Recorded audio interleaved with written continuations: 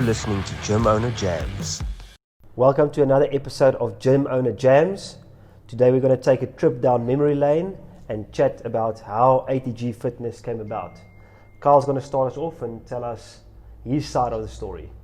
Yeah, so when we started coaching at the old gym that we were at, we used to have a little tradition that on Saturdays we would go and have a little breakfast, whoever was there, and that's where we met you. Sadly enough, it was the only time I ever got to coach you because the only class I was allowed to coach at that gym, other than kids' classes. And then I met you and I spoke about what the dream was to one day open a gym and why we wanted to open a gym, and more for the community side of things and what CrossFit can do for people than just a place for people to train. And it got you very excited. Thought nothing would happen. And we maybe went for breakfast for 2 weeks, and then the third week I got a phone call saying, listen, do you really want to make this happen? And I thought I was dreaming. And then I would say about 3 weeks later, we had an interview with the landlord to see if we were going to actually go about this thing. So it was quite exciting. Yeah, it was interesting. I remember that spur moment, and then that next week I phoned one of the teachers at the school that coached rugby with me way back when I was still at varsity, and I was like, listen, we want to start a gym and I think the school would be ideal. And I remember there was something that the current first team coach was resigned and moved out, so they didn't really have a facility, and like, well, if you guys want to do it, you can do it straight away because there's sort of a vacancy. So it was like the timing was perfect. And then that whole thing came about where I was like, okay, well, if you guys are serious, we need to do this. And then we had to convince Nick because he was a bit more, he coached more than one class. So. Oh, well, that was the thing. So I still remember that conversation. I was so nervous to speak to him about it. I said, listen, because I don't think you really knew that it was happening. No, not at that stage. And I said to him, listen, will you come and help us out and coach and stuff? And yeah, maybe you can tell us what you were thinking when I phoned you to say this is what we're doing. Yeah, I was surprised because obviously I was a little bit more involved in the setup of the previous gym. Obviously not in terms of management, but in terms of just being a busy coach on that side. Just probably 6 months into piloting the first gymnastics program, trying to get that off the ground on that side. So when Carl approached me with it or phoned me, Shoki and I had some sort of relationship by then, but it was more like a member coach type setup. It wasn't really as personal as, what it is now. But it was a shock, and you must understand, Carl is my little brother by a long shot. So for him to approach me with that sort of business idea, obviously in the beginning I was skeptical. I thought, well, is this a pipe dream? Is this something that is just, it's a dream one day to have? But I remember the first meeting that we had, or at least the three of us had, was at, because I still remember we wanted to be a little bit more off the grid. So we went to the Pick and Pay there on William Nicol, if you remember. Yes, you're right. And we sat there and we had, and Chalky had his paperwork, and he had basically the layout of what the gym might look like and where it would be, and then he gave us the rundown. And then from there I was sold, I was convinced. That was me. I think before that, we had this idea, like before we had that meeting, Chalks and I spoke about it, and we had this idea that you would kind of coach there, and then you would come and coach classes here, and it was quite interesting when you just turned around and said, well, he wants to be all in. I'm done, I'm all in. Then I was like, oh, there's a little bit more pressure here than just me. I just remember that as well. I mean, we thought we were going to pay him per session, and then he told me the one day, no, listen, I'm part of ownership, but I want a salary and not just paid. Then I'm like, okay, cool. So Nick, we have his buy-in. We have Nick's buy-in, yeah. And then the journey started. I just remember we sort of got the approval from the school that this will happen in, I think it was August. But then it had to go through the governing body and all these things. So we sort of knew this was going to happen, but we waited for that final signing of that contract. And I think that came through at the end of October only. And we wanted to start in Jan. And I just remember the amount of work that had to go into this place before we had to start. We had to build or add bathrooms to the facility and all these things. And builders go on holiday in mid-December. So then, fast forward to 1 November when we started working. Now we had to get this place ready, and we had limited budget, so there was no real money to. I remember, especially me, I normally outsource everything, and we had to flip and do everything ourselves. What was that experience like? Oh, that was so cool. So the first day we came in and we started knocking. There was a builder that was busy building the bathrooms. First of all, before the bathrooms, we ran into a headache. So the builders wanted to start, and I think the school was not kind of sure what scale we wanted to be, get ready on. So where the bathrooms currently are, they had a storeroom full of rubbish and old textbooks and stuff that I'm sure is stored somewhere else here in the school. But we couldn't get them to start. And then eventually it got to the point where we just said, no, stuff it, we're going to do it ourselves. So we came in here the one day and just started pulling things out of the storeroom. We didn't even really have approval. We didn't really know where we should put it. We just pulled it out and put it near the tennis courts and just hoped that they would do something with it. And then after that, the builder came in and started doing his thing. And we came in and started smashing the wall down. There was cabinets everywhere that we were smashing down. There's big benches down the side. Really didn't look at all like it does now. Because it was a woodwork center. Yeah. So I remember those desks on the side. Oh, it was such a. I can't believe the way it looks now to what it was. It was really crazy. The transformation is incredible. I remember you painting this adjacent wall. I knew this was going to come. So this is the first time that I realized that Choki needs to outsource things. No, let's just say it like it is. Absolutely useless with his hands. I've never seen, and you must understand, we come from an environment where you do things yourself, you learn the craft, you learn the trade of something, and you work on it. You just get stuck in, you put your hands in, you get dirty. Choki doesn't come from that world, and I was very surprised because he is an Afrikaans gentleman. And I would have expected that his parents would have said, listen, you must be a man, you must learn what a screwdriver is, what a hammer is. This guy has no clue. So we realized that the first day when we said, right, let's paint the walls. First of all, he didn't know that you need to prime the wall. He didn't understand this concept. He wants to put the color paint straight on the new plaster. Doesn't have a clue. So we eventually convinced him to prime the wall. He paints it so badly and it's so grainy that we literally had to paint that wall 3 times to even out the terrible but it must paint be said, job. but who ruins a wall paint job? But it must be said though that his wall was painted a lot quicker than all the rest of our walls. That's true. So I mean, he did it quickly. It's about speed and not really the quality of your work, I guess. I think that was probably the last paint No, you did. I did not have any painting jobs, but I want to add, when Carl painted the lines, he also ran into some issues with creative Nick here because he was painting outside of the line. Yeah. So then we were like, okay, well, from now on you do all the painting. It's like we mentioned earlier about making the tea and not adding sugar because you don't want to do it again. That's pretty much what he did. With Nick. So from there on, he painted everything in this place. So I remember when we decided we're going to do a pro shop, and there's a pro shop behind me, and Nicholas made a whole pro shop sign that was painted on the wall before the wood went up, and he started painting it and then had to stop to do a class. And I was just sitting around here and not having a class to teach, so I decided, well, I know what the colors are, I'm going to paint it. And I painted it, and he immediately painted over it and redrew it and redid it the next day. But it looked identical, it looked exactly the same. And to this day, he still maintains that it was a different paint job. The fact that you couldn't see that it was different was the most alarming thing. It was clear as day. You know, when we came in here and we said, Choki said, let's put a logo on the wall. Now, so if you know Choki is the guy that wants results. He's not really interested in how the process happens and how things get there.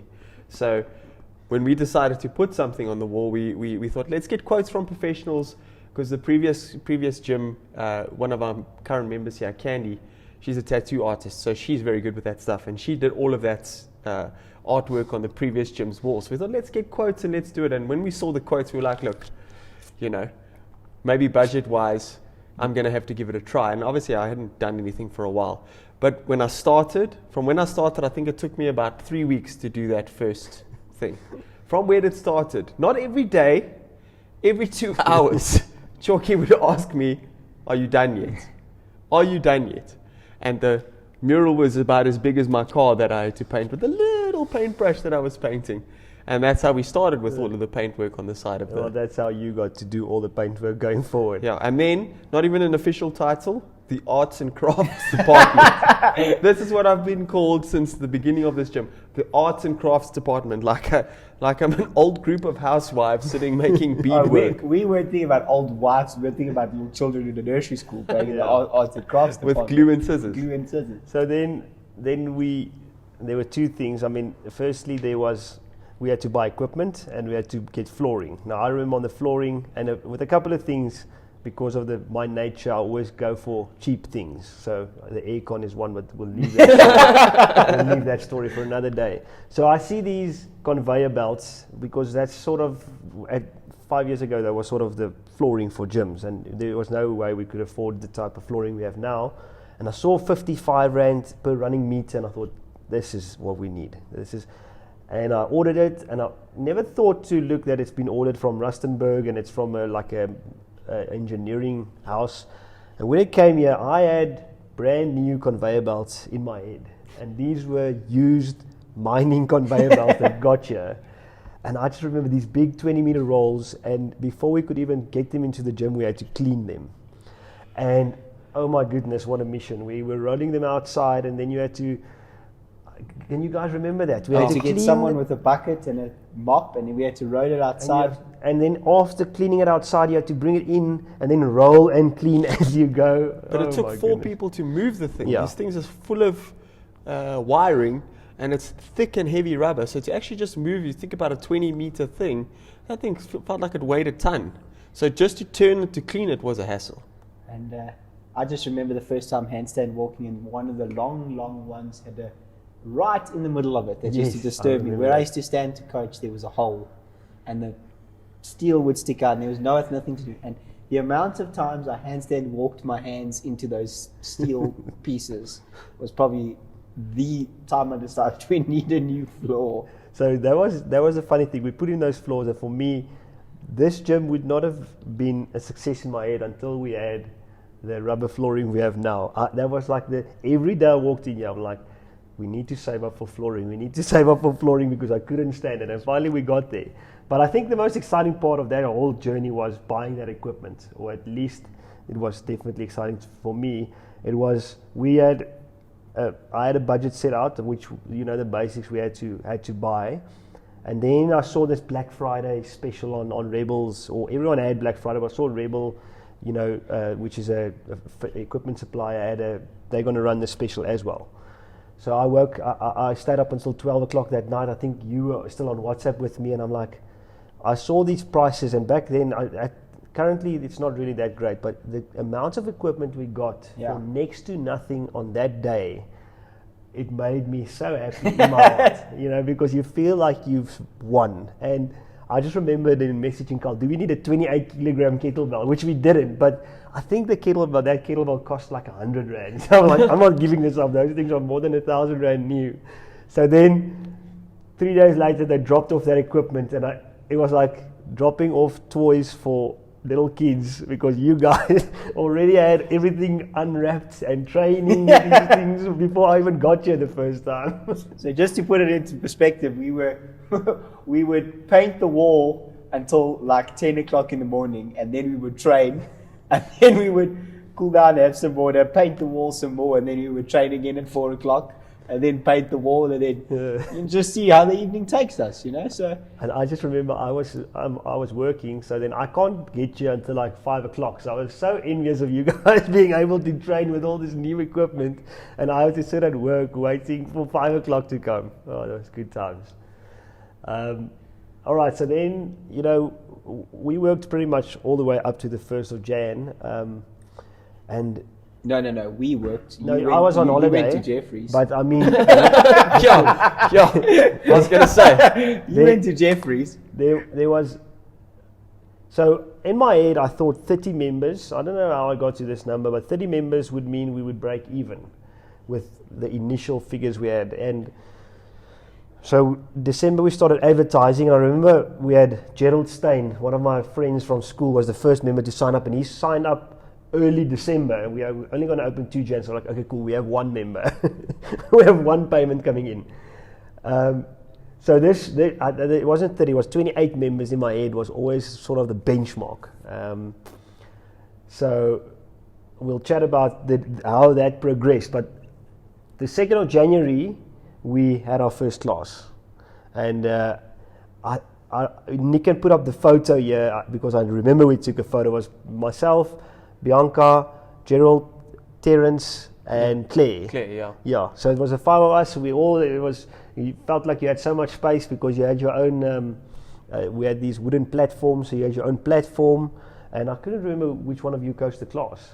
No, I don't remember. I don't remember, actually. Yeah. I'm pretty sure both of you were here, but that photo just, I mean, you can pretty much see the dust in the photo. Yeah. But we were just ready to go. And I don't know, what is your guys' take on, that excitement / anxiety, because you have 5 members in the class, but basically only 2 of them are paying.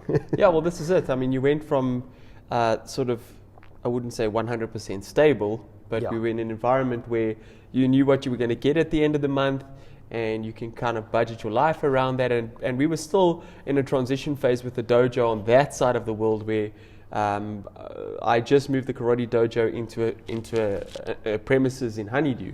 So we were busy trying to get that off the ground at the same time. So there was a lot of uncertainty and anxiety, but a lot of excitement because, and just on a small note, Choki was always so confident, you know, like he never ever made us feel like we need to worry.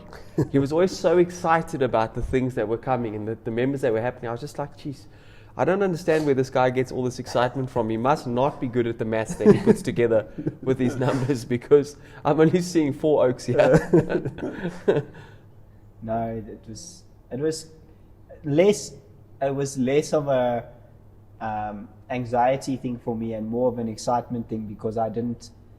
Back then, the ATG salary was my biggest salary, even when we started the gym. Because I still remember the first meeting was, you know, I said when I had the first meeting with Chooks, and he's like, no, well, this is what we're going to pay you every single month to start off. And I thought, geez, it's a lot of money. Like, I'm not used to this kind of money. I mean, it was not a lot of money at all. No. Really, it was not a lot of money. But still, I'm like, this is amazing. And it didn't really compute to me. And I suppose just working so long trying to get the place going and starting the classes, I think in my head it made sense. I wasn't really nervous about it. I was more nervous about not being able to pay for all the equipment and everything we had originally. But I think we were quite fortunate in the time that we started and how we started. Yeah, no, we definitely were. And I think we started within reason. We didn't try to kit out a gym with everything. I think we bought 1 rower, which if I go back, I don't think we needed to buy 1 rower, because I don't know what the point is of having 1 rower, but we felt we needed 1 machine. But we started with the amount of equipment you need to run a class with 8 people.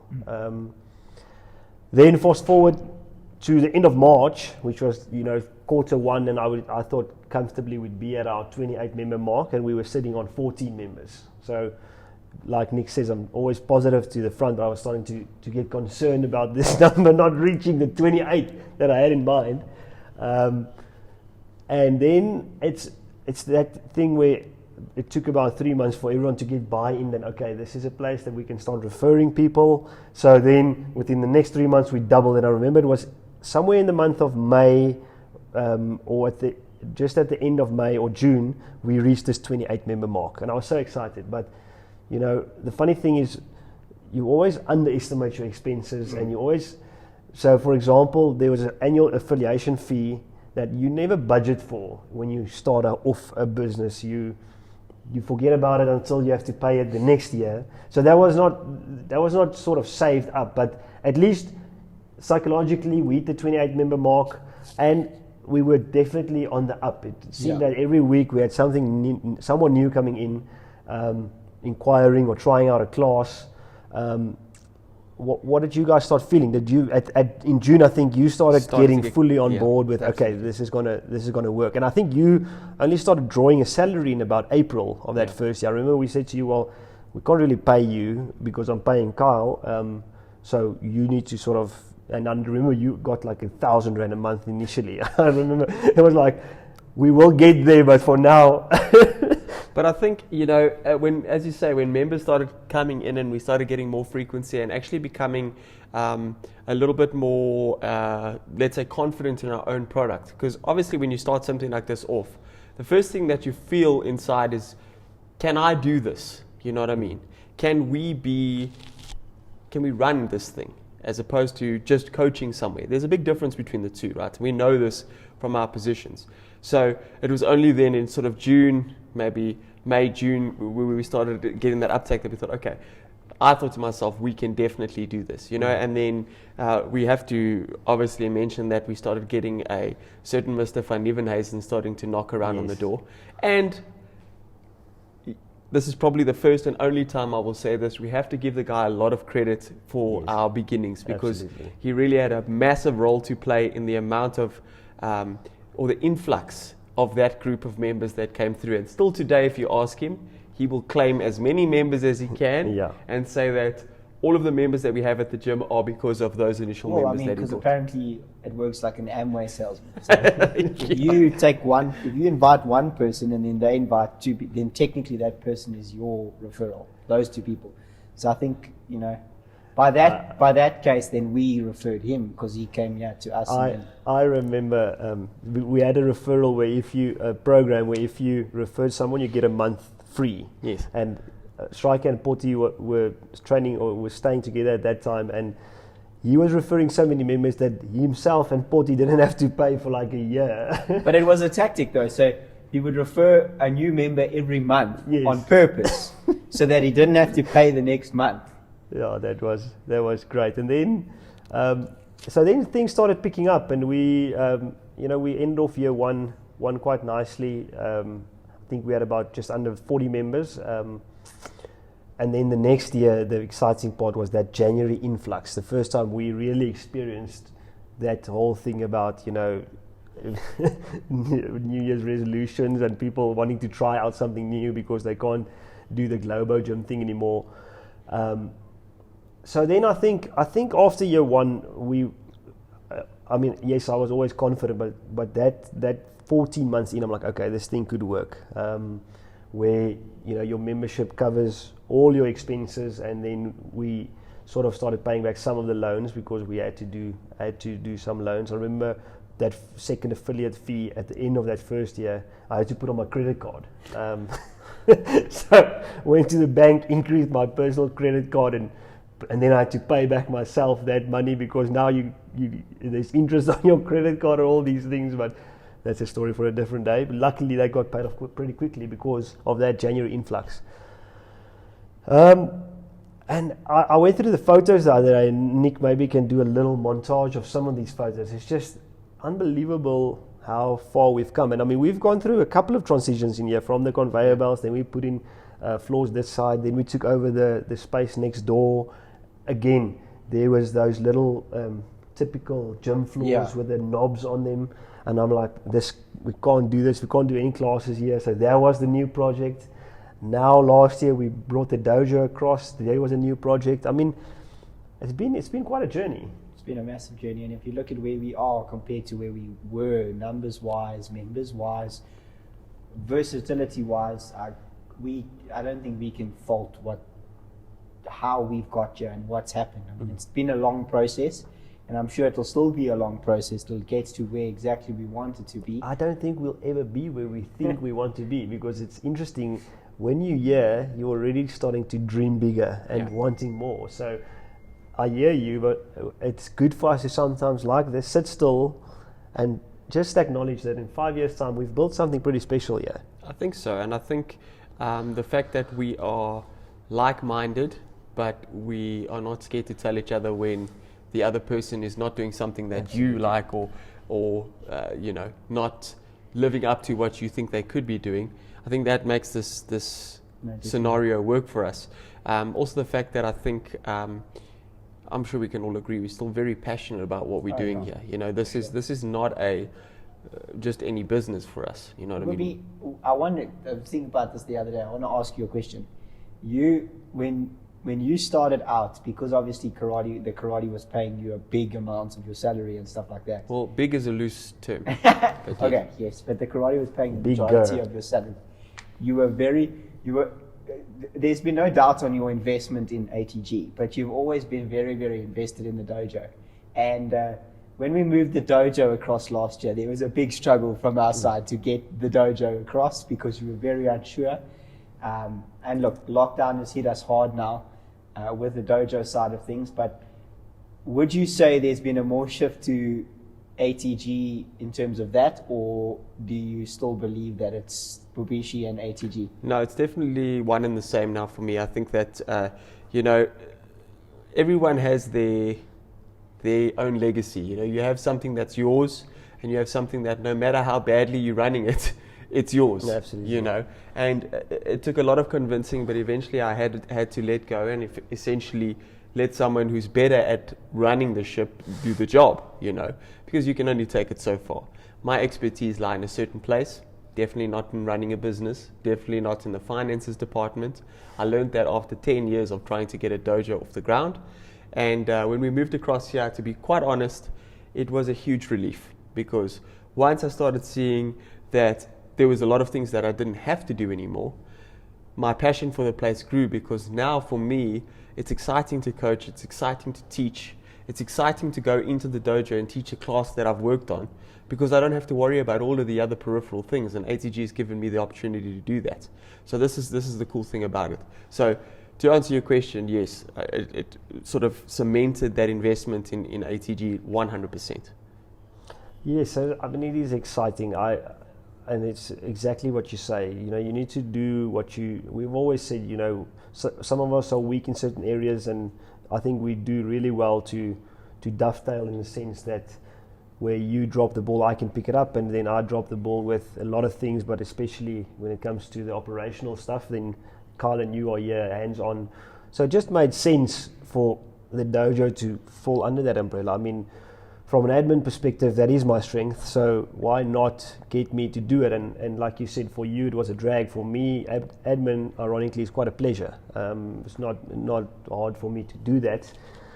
So, I mean, yes, lockdown happened and there is a knock, but I think long term, I'm very excited for the prospect of a fitness center and holistically looking at this thing. And I think it's also got to be said, like, lockdown has hit us hard, and it's hit a lot of businesses hard, but like, we have to be eternally grateful for the bunch of members that we've had. I mean, we cannot fault members' dedication and willingness to help out where they have been through lockdown. I mean, we certainly had lots of uncertainty over the last couple of months, as everyone has.